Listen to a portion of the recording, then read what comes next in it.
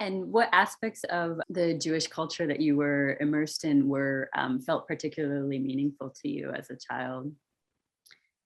I loved having a relationship with God, having had, living through a very difficult childhood for different reasons.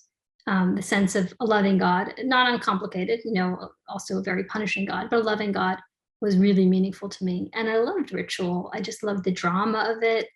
Pesach, I loved all the special dishware and just the ceremony and the sense of meaning that everything mattered so much.